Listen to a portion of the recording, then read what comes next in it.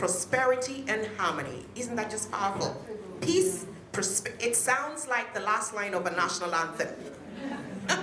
Peace, prosperity, and harmony. Remember that. This table, somebody volunteer. The 3 words the person you spoke with used to describe the island they want to see. Oh, the same, just spoke there. It was peace. You spoke with the same person? Yes, go ahead. Go ahead. Peace, harmony, and respect.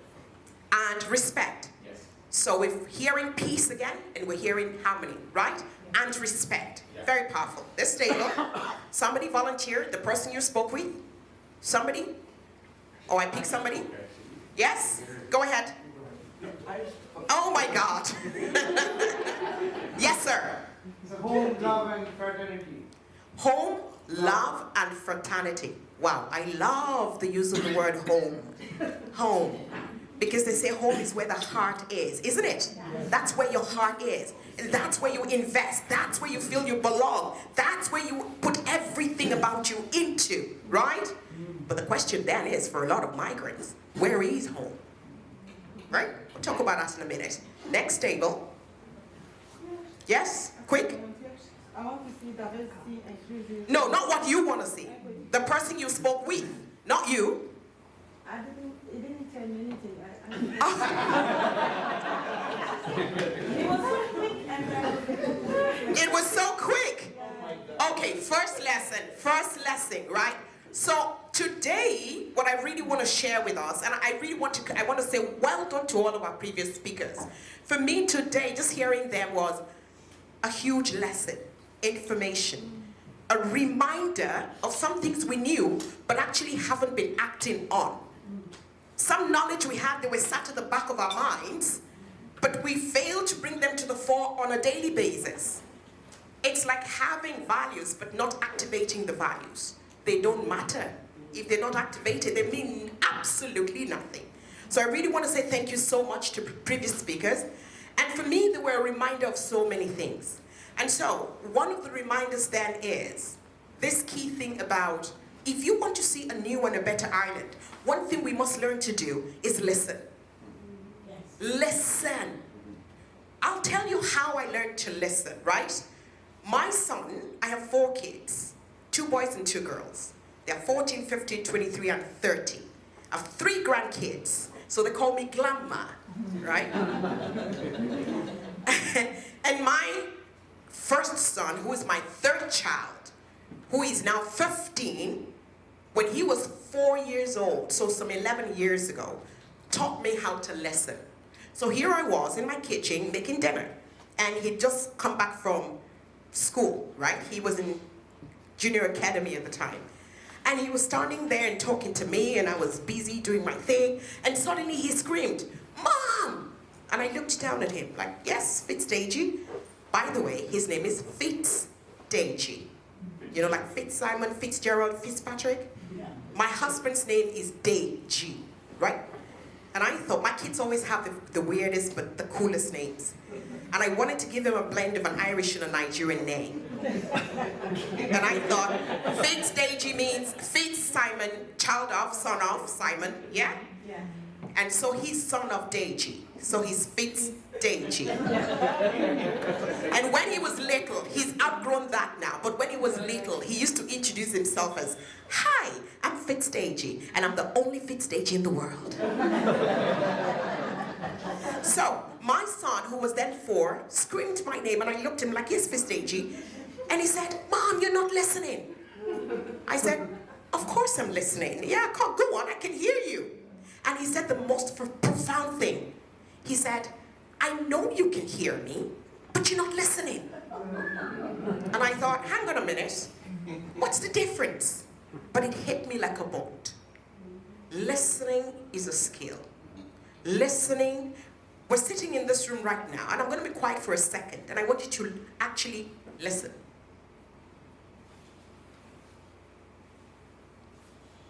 Tell me what you can hear, Eli. Fantastic. Did you hear it before? Just when we're shutting off. When we're shutting off. But when everyone else was doing their thing, you couldn't hear. Listening means cutting out the distraction. Making the person who is speaking to you feel like they're the most important person in the world at that time. giving them 1000% of yourself. And if we want to see a new Ireland where peace reigns and the peace is genuine, we have to learn to listen to each other. And if we don't know how to listen to each other, we will keep misunderstanding each other and misrepresenting each other. Listening is key to the future of Ireland's peace. If you take nothing away today, please take that away. And so, thank you. Part of this exercise was to help us not just speak. Everyone is a speaker. You hear people on social media today saying, oh, do you know what? I'm a speaker, I'm this and that and that. And everyone is a speaker, but who are the listeners? We have many speakers, but very few listeners. And so once we speak and we share our knowledge, we also have to be willing to listen. And we have to actually learn to acquire that skill. And Mami, I really want to say a powerful thank you to you for sharing that. Because it was really important for you to be highlighted today. That's one thing. Another thing is, yes, we will be afraid to share because we don't know what we're expecting. I don't know you, you don't know me. We are all afraid of what we don't know. We meet people for the first time, instantly we strike a stereotype. Oh, she's black, she's short, she's not talking, so she must be an uneducated, silly black woman because she's not talking and she's sitting in a corner, so she's not educated. But then people get a shocker when that black woman opens her mouth and they're like, oh my God, how long have you been living in Ireland? Am I speaking to somebody? And then suddenly it's like, my God, she speaks good English. And then you hear things like, yeah, I've been living here for 15 years, 20 years, 25 years. No wonder. No wonder what? No wonder your English is so good. I have lived in Ireland for 23 years. And in the first few years of me living in this country, I first lived in Dublin for 4 years and then moved to Navan in 2004. And since then, Navan has become home. And I was asking earlier on, where is home? And Navan is home for me and my family. And I'm not just saying it's home because I made it home. One of the first things I did when I entered that town and I fell in love with it, I said, well, I know where I come originally from, but my children must have a base here. And Navan it is. Stanley, where are you? The light won't let me see you. Where are you originally from? Navan. Yeah, I like that. So take us back to Africa. I'm originally from Nigeria. Where in Nigeria? I'm from the east, but I grew up in Lagos. Where in the east? I'm from Owerri, it's a state that is now breaking up, but originally from Owerri. Where in Owerri? I'm from the capital, Owerri main town. So if you're looking at my regional town, Omodu. I know you might not be able to pronounce this, but it sounds like Omodu. The man knows where he was originally from. And this is the kind of thing I wanted to create for my children. If people ask them where you're from, they can't just say I'm from Meath. No, they have to have that well-rooted ground base in Navan, just the way Stanley described. And literally for every single one of us, those of us who are indigenously Irish, we can tell where our parents were from. They ask you, where are you from? You tell them. They say, where in that place? You tell them, where in that place? You tell them. You keep digging down and because you know where you're from. And so I decided Navan was going to be the base. And so now when people ask my children, where are you from? They're like, yeah, I'm from Meath. Where in Meath? I'm from Navan. Where in Navan? Johnstown. Where in Johnstown? Dunville. Because we've built the ground. And that's one thing that helps us build home. But it's not going to happen by magic. And so today what I want to share with you, and I'm going to try and make it as short and sweet as possible, is no one will take my peace. Can I hear you say that? You all don't sound convinced. It's like we're still wondering that maybe somebody might take that peace. So let's say it like we mean it. That's the man that knows it. No one will take my peace. And I think for me, one of the reasons why I've been able to thrive and succeed in Ireland with the grace of God is because I made that commitment to myself. That first of all, I'm here because I was coming from a place where things were not as rosy as I would have loved them to be. And if I'm going to be here, I'm not going to let anyone take away what I came here for. No one's going to take that. And anyone who stands in the way means they're showing themselves up as an enemy, and they have no business in my circle. And for those who threaten to take our peace away, whilst we're good people and we're God's people went to war too and took the enemies out. We must remember that no one should be allowed to take our peace. So, how can that happen? Let's first look at where we're at 25 years after the peace agreement. So, there's progress, and part of that progress is that many people from a diverse background have chosen to make Ireland their home. They came from uncertainty to a place of certainty, even though the certainty was troubled. But they even knew what that trouble was about. And they came to a place of uncertainty to find a new life, a new home, a new space. And so, haven't settled, for many people who are migrants in this country today, haven't settled in, unfortunately, years down the line, they started to be stereotyped as the problem of the country. So they've come to take our jobs. They've come to take our politics. They've come to take everything that is ours. And sometimes I ask the question, what jobs exactly? Because the jobs that migrants do when they first get into a country, you never want to touch them. A lot of migrants get in. Am I right or am I right? A lot of migrants get in, find their way into an economy through doing all the dirty work that is available that no one wants to do. So what job exactly are they taking? And I look at statistics today, and migrants have come into Ireland, both Southern and Northern Ireland, and a lot of them create businesses. I created a business. I am director of programs for a training institute called MIB Institute of People Development. I created it from nothing. And I'm delighted to employ people, part-time, full-time, pay their salaries. So when someone says I take their job, I'm like, tell me which job exactly. So migrants are made to feel like they are the problem. And that was the base upon which Brexit was sold to British people. So Boris Johnson was very fantastic, you have to give that to him, in convincing British people. Well, you see the migrants are the problem, so I'm going to help you get rid of all of them. You just vote Brexit and they'll all be gone. Your problem will be solved. And unfortunately, after UK Brexited was when they Googled Brexit. I don't know if you all know that. They Googled Brexit after they Brexited and found out, God, what did we just do? And realized, actually, migrants are not our problem. We are our own problem. And so, the new challenge we haven't been able to overcome the troubles 25 years gone, over 30 years gone, and agreed to a peace process, which is now 25 years old, right? Am I right in saying that?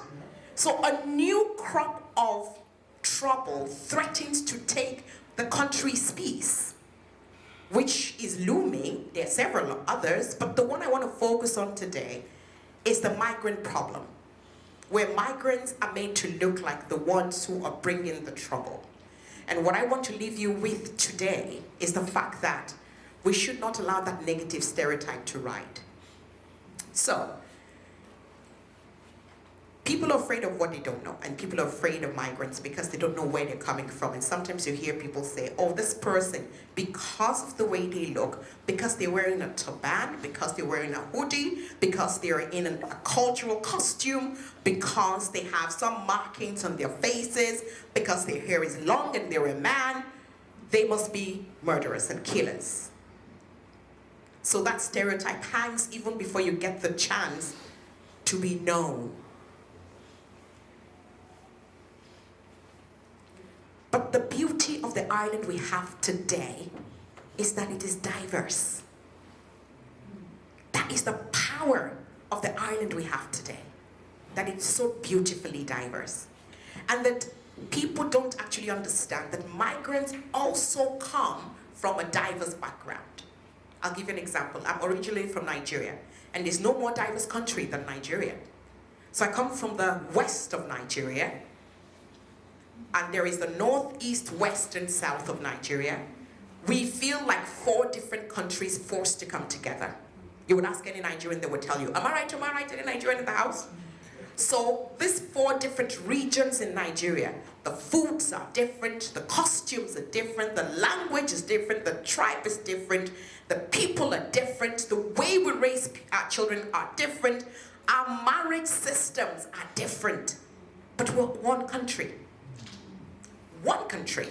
And yet, when I leave the West and I go to the North, I have to find a translator who can help me explain to a Northerner that I'm not being offensive when I ask a question or when I do something that might be offensive to his culture. But I'm also a citizen of that country. Do we understand that? So, migrants, a lot of migrants, and we don't know this, already come from a very diverse background. And so when they come into Ireland, it's really no different to them. It's not different to them. And that very reason is the reason today why I will speak to a number of the migrants in this room. That when we're asking for some of the words we use today in the kind of island we want to see, we're asking for peace, we're asking for hope, we're asking for tranquility, we're asking for harmony, we're asking for uniformity. In order to have that happen, the answers are not all in the hands of the politicians. We expect a lot of them, rightfully so, because we voted them to become our voices, right? But they don't necessarily have the answers. And I can say this because I'm a politician. So I'm not slagging anyone off. The truth is, you also have part of that answer. But you have to recognize that. And if you don't know that you are part of the answer to Ireland's future peace, you wouldn't know what role you have to play. So let's look at what we've got to do to make sure that Ireland's peace is guaranteed. First, recognize that politicians don't have the answer. Politicians and people of power want to do something.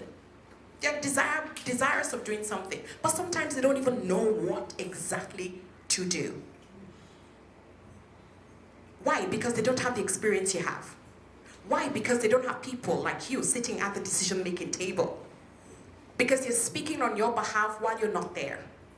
I always say something, nothing about me without me. You don't speak about me without being at the table because you don't know about me. So ask me. And so I always make it a point of duty since becoming a politician in 2019 that when you want to speak about a people, you make sure the people from that demographics sitting there so they can answer the questions that you have. So let me just tell you how you can be part of that process. Wherever you're at now, your workplace, top on the list, your network, your friends, the people you meet with, and your neighbors especially, you were not positioned there by accident. You are in those places for a purpose. But what change are you bringing? What's your neighbor's name? How many of them know you even live there? Yes, we want home, and everyone likes a bit of peace and quiet. But here's the thing. If we, most of us sitting in this room, who are migrants, are first-generation migrants, if we don't get up to make the change, our children will ask us, what did you do?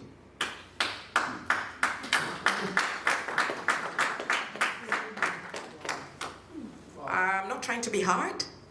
I'm just being realistic. If we're asking for a peaceful Ireland in the next 5 years, and I'm taking all your words that you've shared today, then we've got to be part of the action.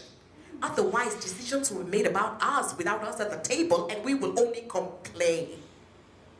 So, when you're at work, and people speak about things that you have the answer to, this is when you become the solution.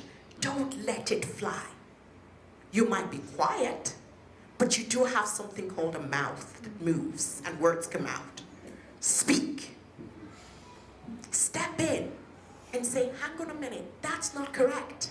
That's not actually how it is. Do you mind if can I just say something for a minute? Because these people might be bolder than you. They may speak better English than you. But can I tell you, sometimes we use English as the excuse. My English is not so great. Let me tell you something. For you to be able to string a few words of English together, you should commend yourself. Ask somebody who is not from your country to speak a few lines of your language, if they dare. But you have made the effort to learn a second language, which is not your original language. You should be proud of yourself. So be bold enough to step forward, even if the words don't string yet together. Use your hand, demonstrate, show them whatever you need to do. If you want to talk about water and you don't know what it means, get a cup, pour it in the cup like this. Show them. Am I speaking to somebody? Yes. If we want to see the change, we are the change. So speak, even though you might be afraid, but do it anyway. Speak. So that when your children ask you, what did you do, mommy? You can proudly say, even though my English wasn't perfect, I spoke into your future. And the peace you see in 5 years, I was part of that. So the positions you're in, you're there for a reason. Speak. Don't undermine your contribution.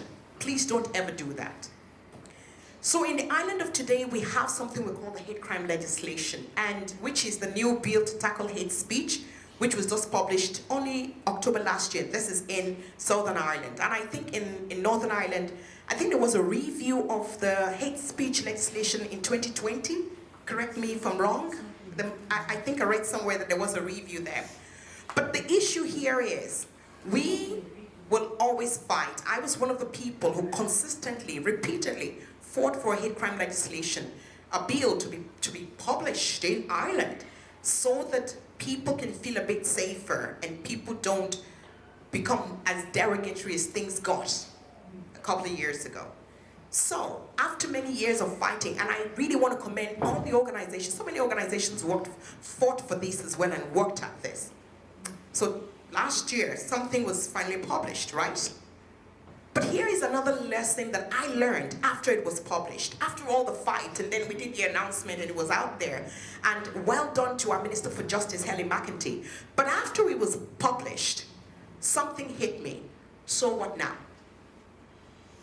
So that's there. And I realized we can have all the legislations in the world, but you cannot legislate your way to a person's heart. Write the documents, it still doesn't change people's heart, does it? It's people who change people, not documents. And that's where we all come in. That's where we have the power to speak of what we know to everyone we get the chance to encounter. That's part of the role you play. So, pick your town. That's the next thing. Pick your town. So wherever you live now, that's okay, that's where you live. But is it really home? And the reason I want to emphasize picking your town, it gives you perspective as to where you want to start to bring the change you want to see for a better, peaceful Ireland in the next 5, 10 years. Because that's where you're going to invest your energy, your time, your efforts. Everything will be invested in that town. Pick your village, wherever it is. Navan is so well picked for me that people of Navan know where I want to be buried when I die. Like, this is right, that place, that spot is not going to nobody. I'm not dying tomorrow, but you know what I mean. Why? Because I'm so grounded. And because I picked a town, I have so well invested in that town. When you come to, you better be visiting us in Navan. Outdoor dining, right? When you come to Navan, we're so cosmopolitan. We have all these outdoor dining spaces post-COVID. That was me. I proudly brought that to my town of Navan through a motion in my county council. Because I have invested in that town. Pick your town. and invest so that you can start to bring the change to that town. Set your values, the things that guide us, that guide you. So yes, we're from diverse religious beliefs. I'm a Christian, and for me, that is top on the range of what I do. Many times I've been slagged off on social media, especially Twitter. We all know Twitter is brutal. The trolls come out to play every time I post something and I say, thank you, Lord, or thanks be to God. They come out and they're like, don't you realize that we don't talk about God in Irish politics? And you claim to be a politician, surely. Well, of course, you wouldn't know because you're black. I get all kinds and manners of slags.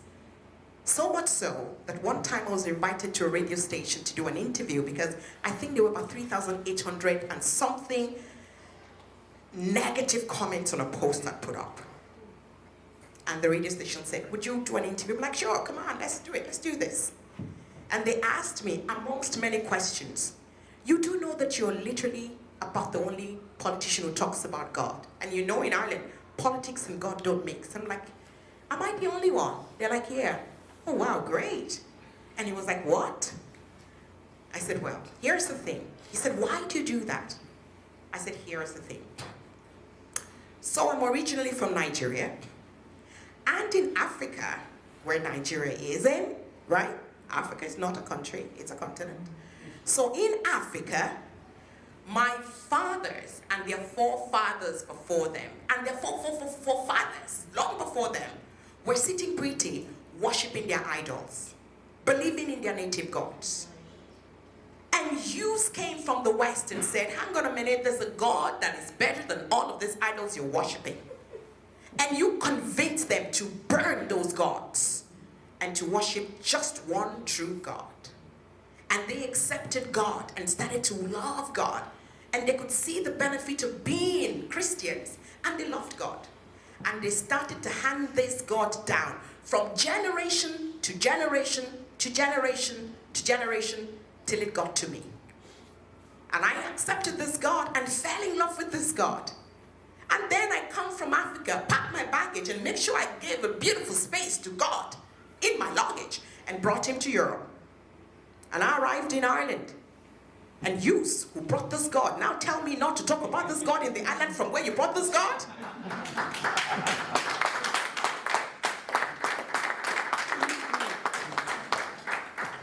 And I said, hang on guys. I know a lot of people are upset about this, but I am the dividend of your investment in Africa. You will take me. Yes. Thank you. Why am I sharing this? Stand for something so you don't fall for everything. You want to see a new Ireland? Decide, what are my values? What guides me? I have many values, but 5 core values guide everything I do. I call them my creedal, consistency. Everything I do, I could do consistently. This is how gurus are made.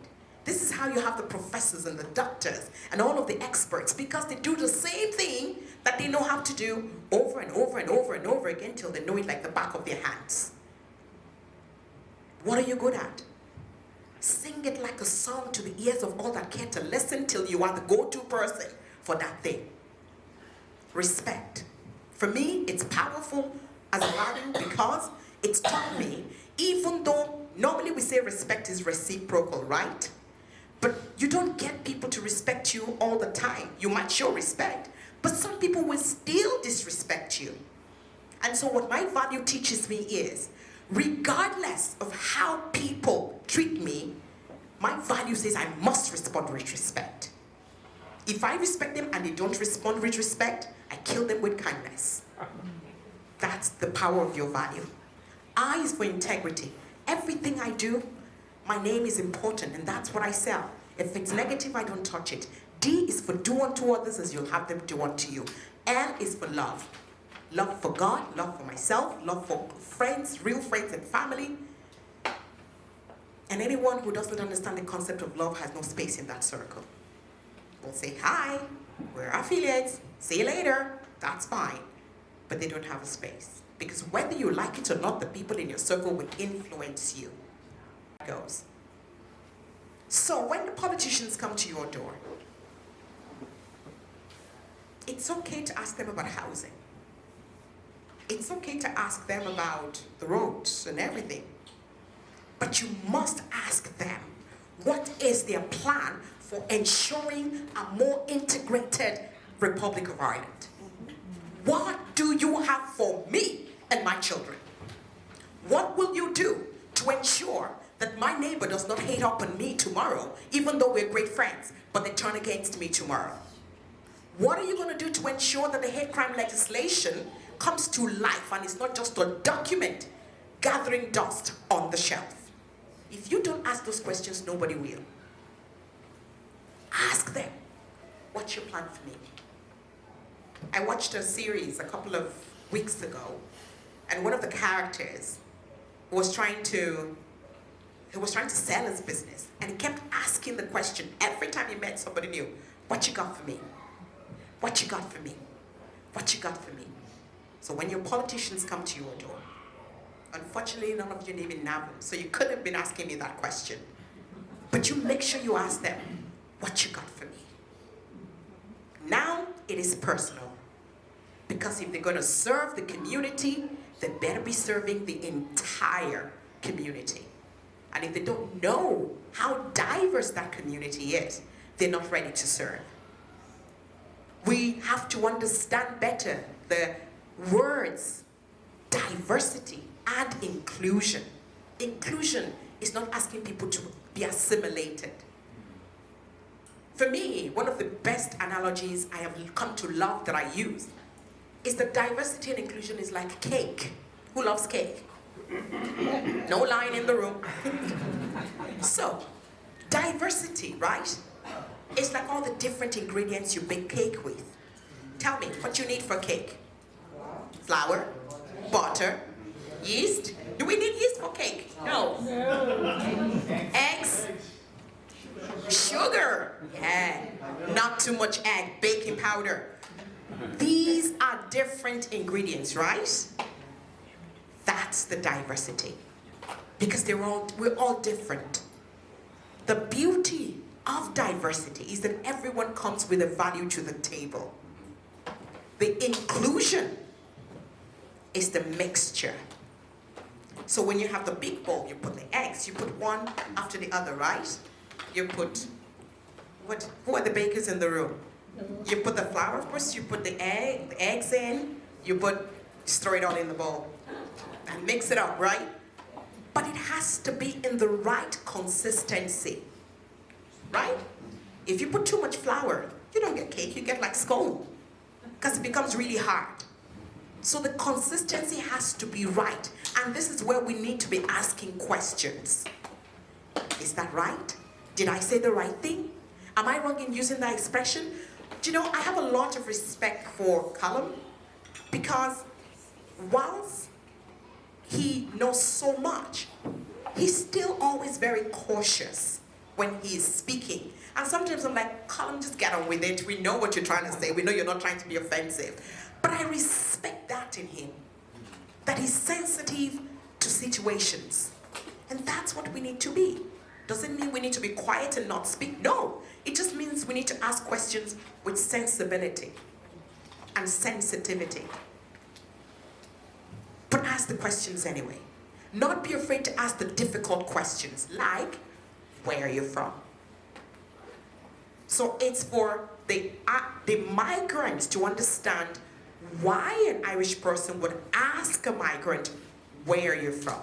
For migrants to understand that if you say you are now Irish, where are you from is a typical Irish question. If you go from Dublin to Cork, they would ask you, where are you from? So if you're now Irish, you have to understand that it is part of the Irish culture. And then the sensitivity is for indigenous Irish people to understand that migrants get upset when they're asked that question, because perhaps someone has just told them, you're not really Irish, you're just paper Irish. And paper Irish means, yes, you might have the passport, but you're not really Irish. And so they've been told they're not Irish, and then you ask them, where you're from. It literally feels like putting the stamp on, you're not Irish, so tell me where you're from. It's for us to have those kind of understandings.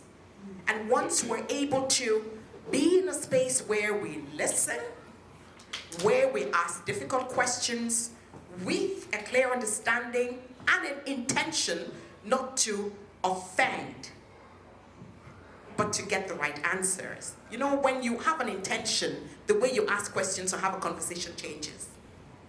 When we intentionally want to make a connection, and that way we ask the right questions, and then we take action to make sure that those intentions are delivered as we wish.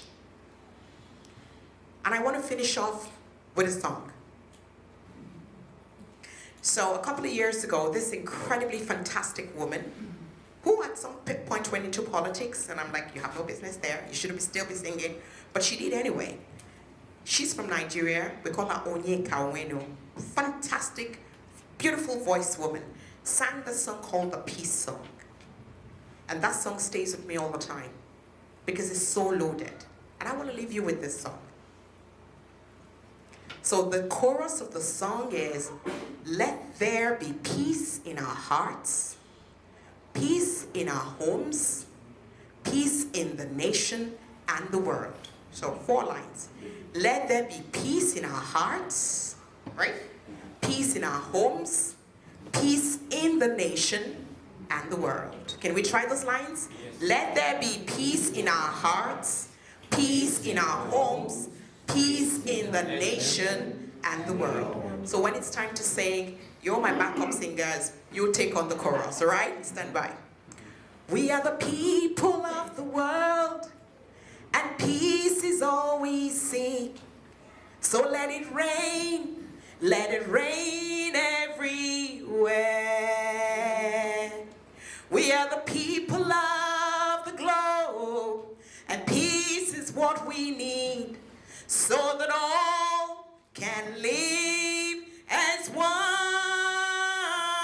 Let there be peace in our hearts, peace in our homes, peace in the nation and the world.